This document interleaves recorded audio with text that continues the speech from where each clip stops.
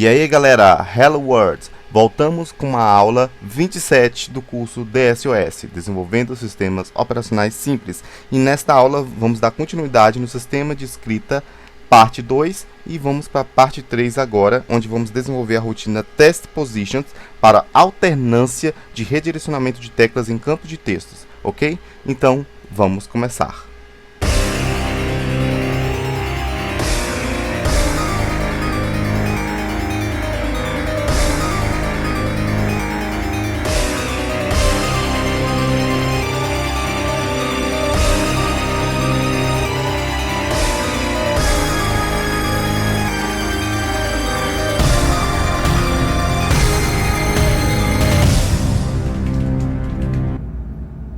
Beleza, pessoal? Então nós paramos nessa rotina aqui, ProcCharts, na aula anterior, ok? Espero que esse tempo que eu fiquei afastado aí, essas 2 semanas, tenham dado tempo para vocês estudar mais sobre conteúdos de Assembly e sistemas operacionais. Eu tenho vários links aí nos vídeos do curso, links de suporte para vocês estudar, e tem muita coisa para estudar mesmo, ok? E é bom que vocês aproveitem o tempo que eu fique afastado, o tempo que eu fico sem postar vídeo, por exemplo, uma semana, né? Eu posto basicamente de 1 a 2 vídeos por semana, mas tem vezes que eu estou muito ocupado, eu fico basicamente quase 2 semanas sem postar. E esse é um bom tempo para vocês focar nos seus próprios projetos e estudar mais sobre o Assembly, para ficar muito mais afiado, né, na hora de desenvolver o sistema operacional. Então é muito importante que vocês não só esperem nos próximos vídeos, mas estudem, façam alterações nos seus próprios sistemas, né, postem no Facebook, postem em grupos aí, compartilhem com a galera aí sobre o curso também, as coisas que vocês estão aprendendo no curso. É muito importante isso para mim, ok? Então vamos começar. Vamos criar aqui a rotina Test Positions, como a gente viu nas aulas anteriores. Se a L for igual à tecla Tab, vamos saltar para Test Positions. E sempre que a tecla Tab é pressionada, Test Position será executada, ok? Então, e aí, Test Position, ele vai fazer o trabalho de alternar o cursor. Para alternar o cursor, né? Para alternar o cursor, focar o cursor em cada campo de texto, precisa-se cumprir alguns requisitos. Primeiro requisito, vamos comparar byte com window exist. Window exist. Se o window exist for comparado com 1, salte se não for igual para return. Ou seja, ele só vai saltar se não for igual, mas se for igual, ele vai executar o resto do código. Então, window exist obrigatoriamente deve estar definido para 1. Ok? E em outras aulas nós vimos isso aqui, talvez vocês devem ter esquecido, mas o que significa o window exist? Aqui na API 1.16.lib, nós temos aqui o window exist, field exist, button exist, ou seja, 3 definições de memória para cada elemento da interface gráfica: janela, campo de texto e botão.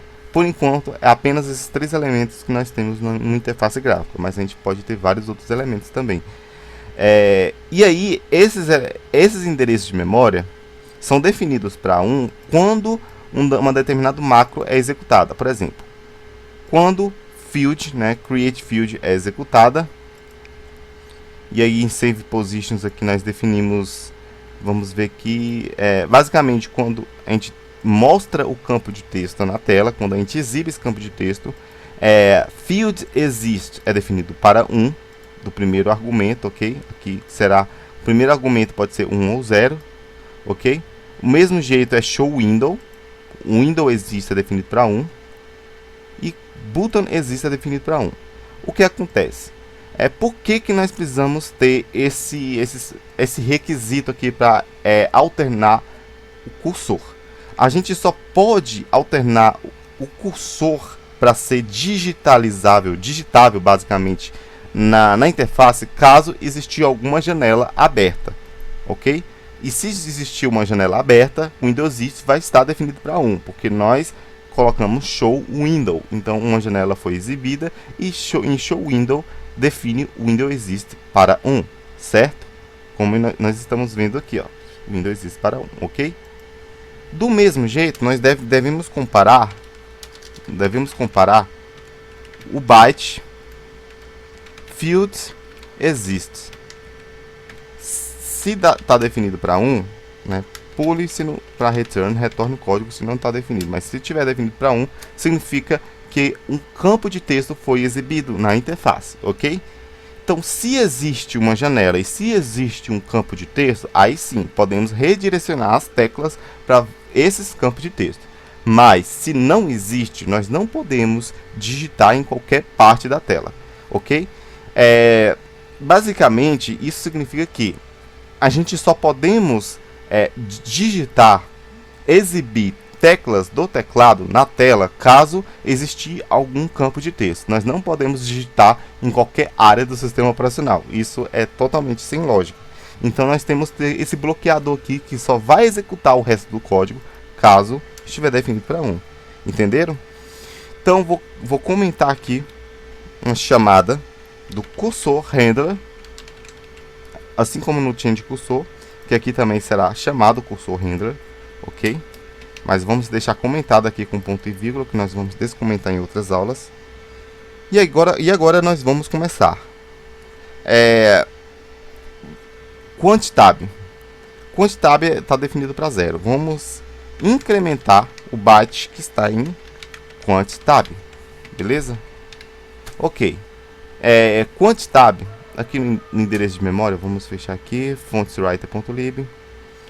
QuantTab basicamente é um endereço que vai controlar a quantidade de vezes que a tecla Tab foi pressionada.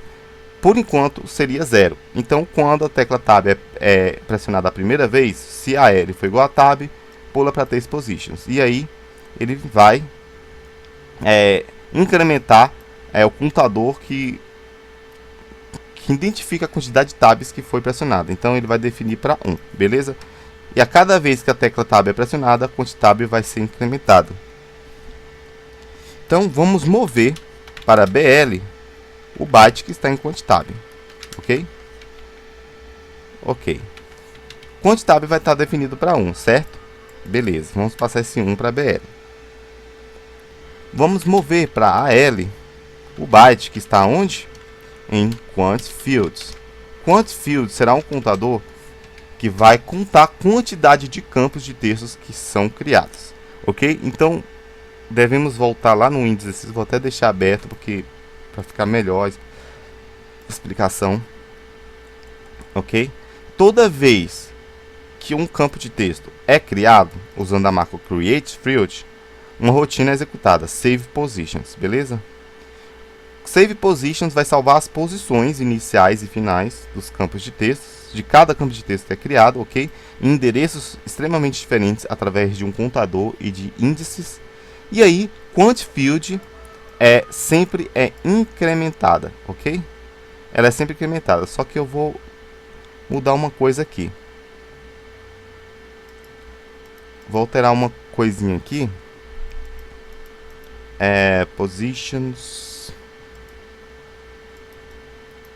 Beleza, a gente vai deixar isso aqui para a próxima aula. Quando a gente for testar, a gente vai alterar algumas coisas aqui. Mas QuantField é sempre incrementado a cada vez que um campo de texto é criado. Então, se eu crio 3 campos de textos, QuantField vai ter o valor 3. Se eu crio 10 campos de textos, QuantField vai ter o valor 10. Beleza? Espero que tenha entendido. Então, vamos passar esse valor para a L. Enquanto que a quantidade de vezes que Tab é pressionado está em BL, ou seja, QuantTab, a quantidade de campos de texto passa para AL. Então, digamos que nós temos uma suposição, 3 campos de texto que foram criados, beleza? Nós temos 3 campos de texto. Tab está com o valor 1, porque foi pressionado apenas uma vez. Vamos comparar BL, que é a quantidade de vezes que Tab foi pressionada, por AL, que é a quantidade de campos de texto, que é 3. Compare 1 com 3. Só uma suposição.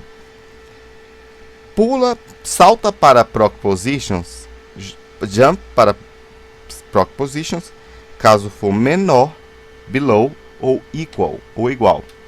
Então salta para proc positions, caso for menor ou igual. É menor ou igual? É menor, então ele vai pular para proc positions, ok? Que vai processar as posições. Se caso eu pressionar a tecla 2, a tecla Tab mais uma vez, BL vai valer 2. 2 é menor ou igual a 3? Sim, então vai saltar para proc positions. Se for 3 é, igual é menor ou igual a 3? É igual, então ele vai saltar para proc positions. A partir do momento que eu pressiono Tab novamente, né, vai ser 4. 4 é menor ou igual a 3? Não é nem menor e nem igual, então ele não vai saltar para proc positions. Ele vai executar essas próximas instruções aqui, que vai zerar o que? QuantPos. Vai zerar QuantPos. A word QuantPos vai estar 0.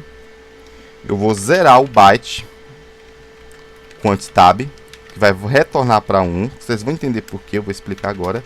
E vamos colocar em CountField o valor -1, ok?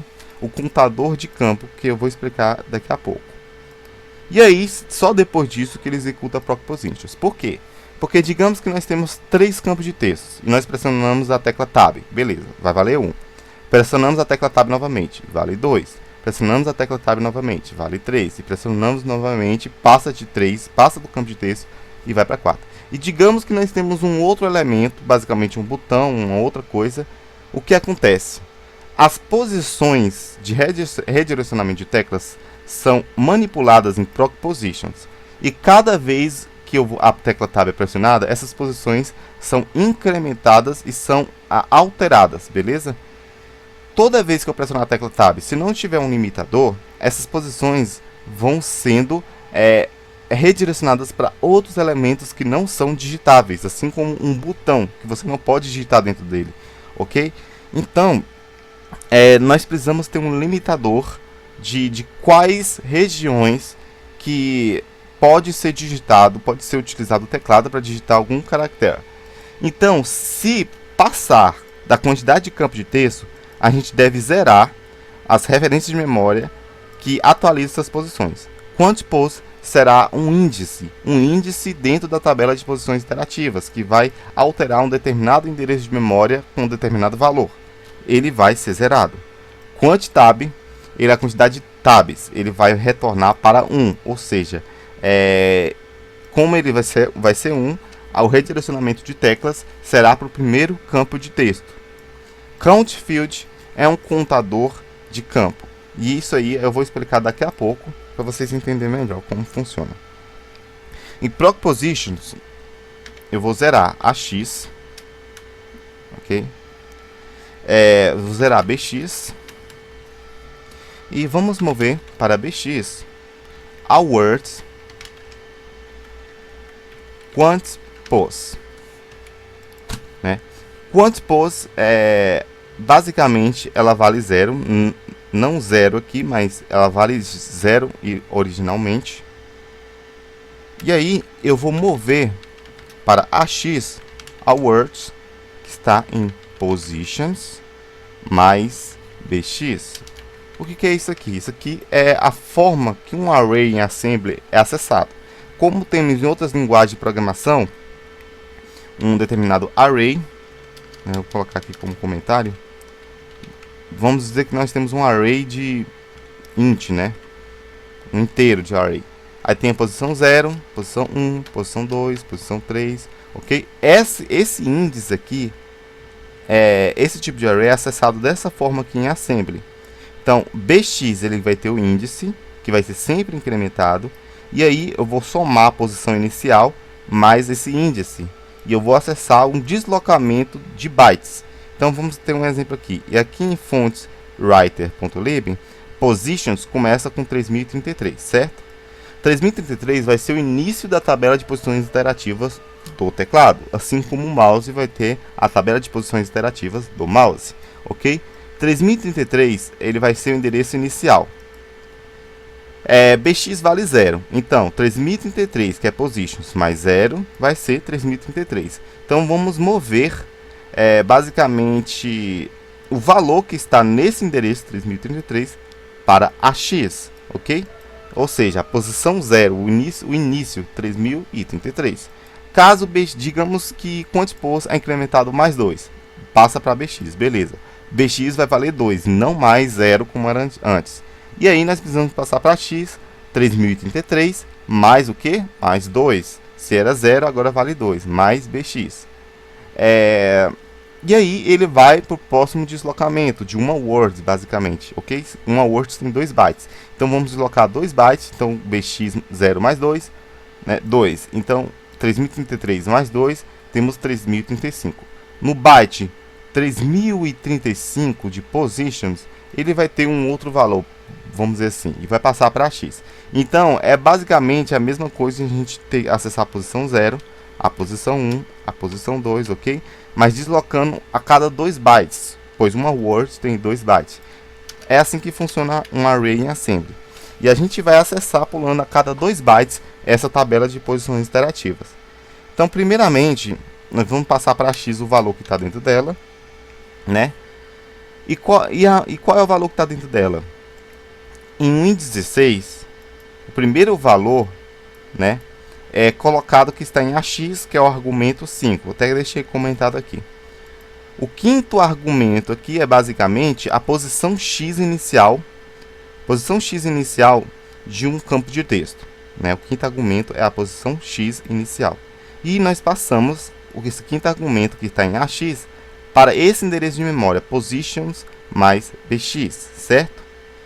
E aí nós temos a posição x inicial dentro desse endereço de memória. Então significa que vamos passar esse positions mais bx, que é o endereço inicial 3033, para a x, que é a posição x do primeiro campo de texto, ok? E aí nós vamos mover para a words position x o que está em AX, né? Esse endereço auxiliar aqui, que é position x, vamos mover a x, que é a posição inicial x, para esse endereço. Em fontswriter.lib vocês vão alterar aqui, preferencialmente deixam maiúsculo position x, e aqui embaixo position y deixa maiúsculo também, ok? Position y, beleza. E aí nós passamos para essa referência de memória position x o que está no endereço inicial 3033. Agora, lembra do índice que nós falamos aqui em quantpos?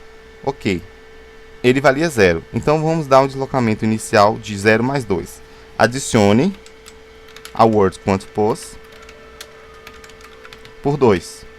Então, aqui o quantpos ele é um índice que vai ter um deslocamento de 2 bytes.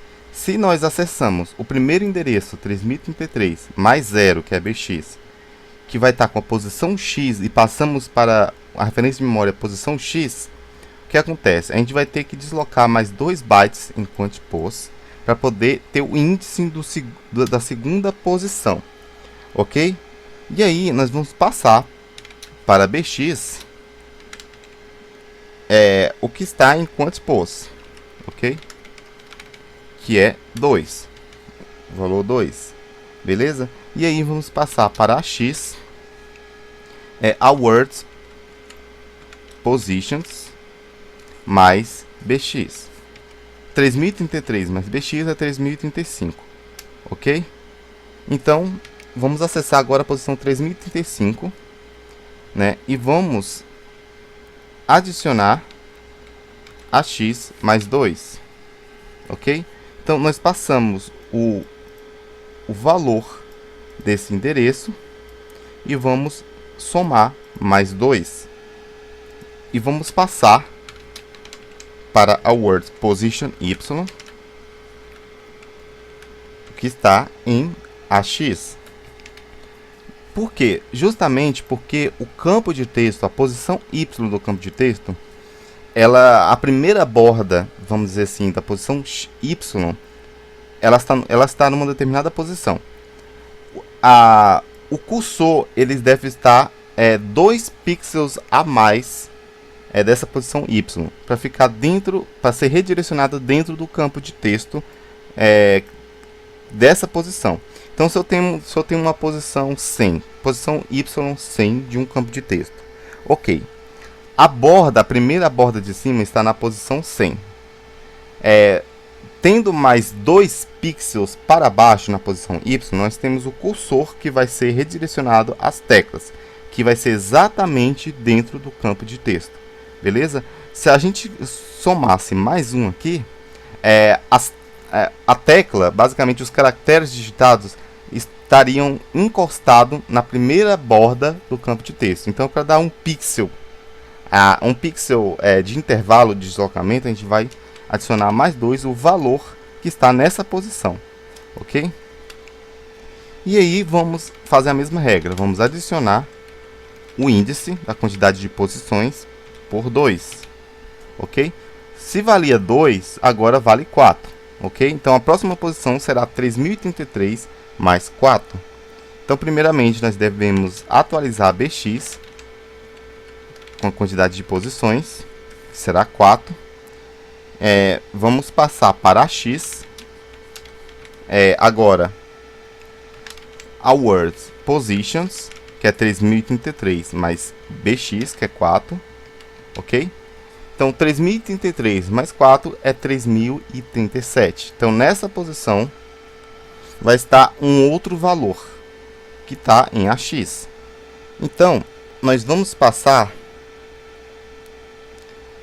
agora a words limit call w AX para limit call w, que está aqui, ó, limit call w. Basicamente é o limite da coluna de comprimento.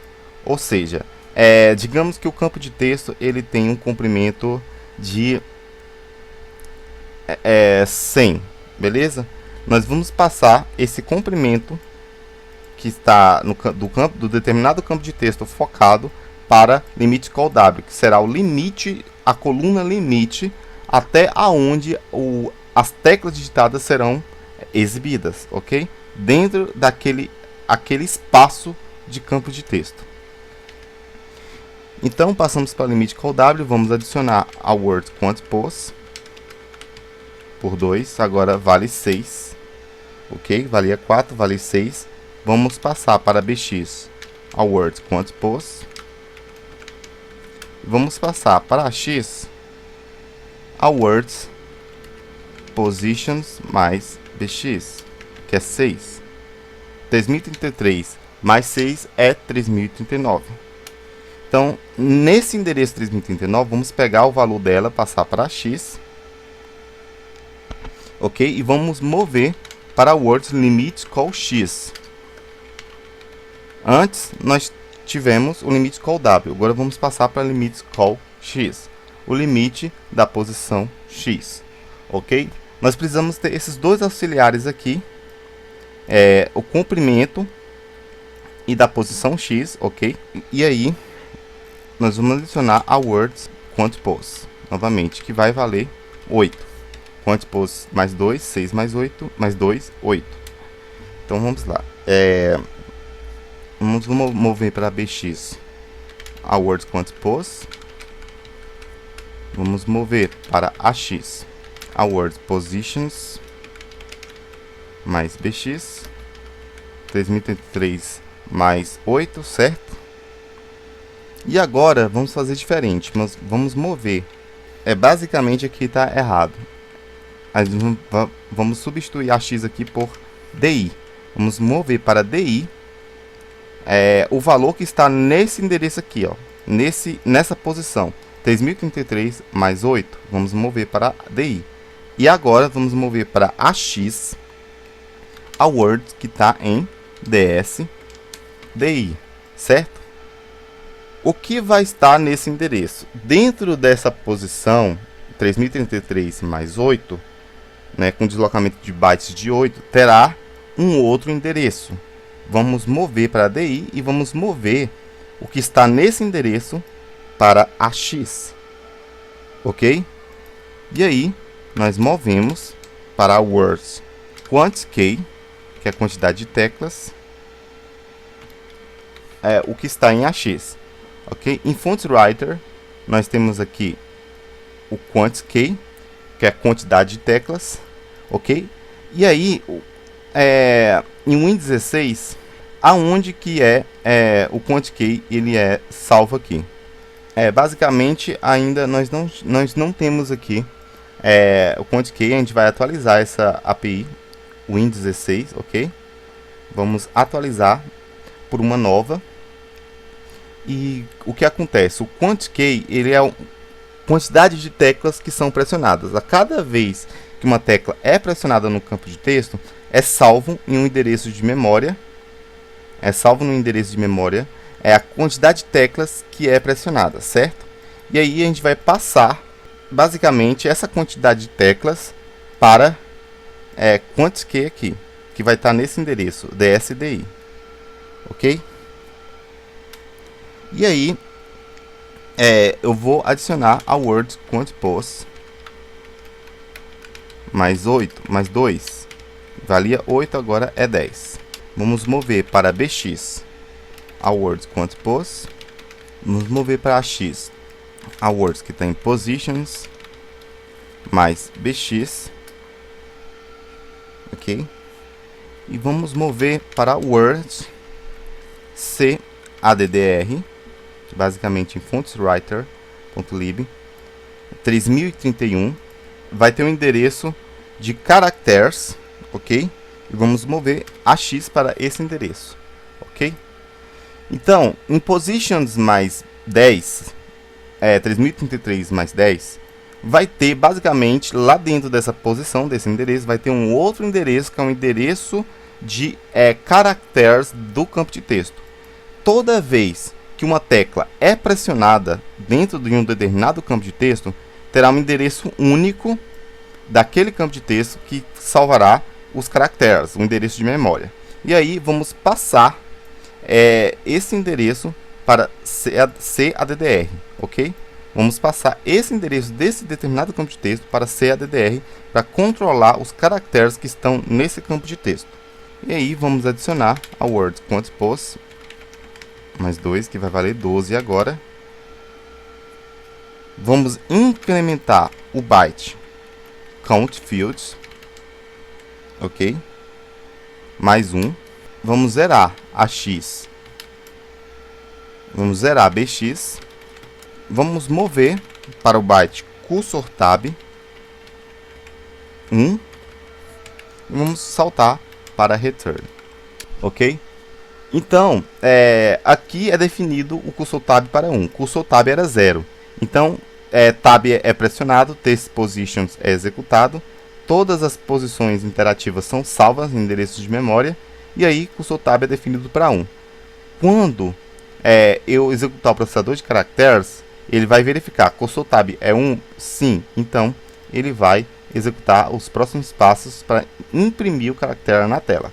Isso se cursorFocus também for 1. E cursorFocus é definido em changeCursor, ok? Então, só vai executar o processador de caracteres se tab e ESC for pressionado, ok? Então, o cursorTab é definido para 1 logo aqui no final. O countField é basicamente um contador de foco do campo, ok? Então, basicamente, a gente pressiona tab uma vez, countField vale 1, ok?